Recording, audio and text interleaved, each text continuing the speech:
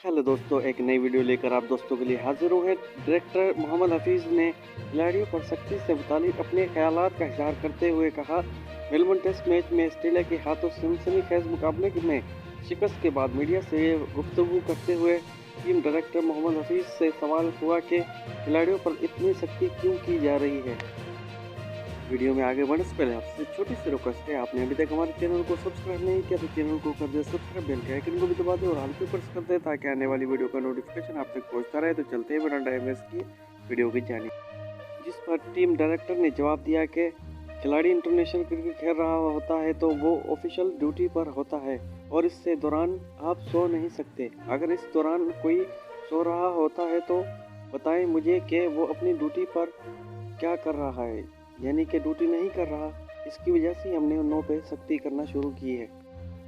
हफीज़ ने रिपोर्टर से सवाल किया कि अगर आप यहाँ पर कॉन्फ्रेंस करते हुए सो जाएं तो मुझसे सवाल जवाब कौन करेगा।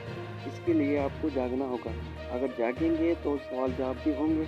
अगर आप मेहनत करेंगे तो मैच भी जीतेंगे।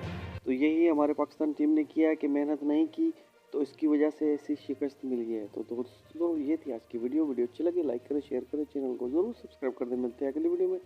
आज तक के लिए इतना ही, अपना ख्याल रखिएगा।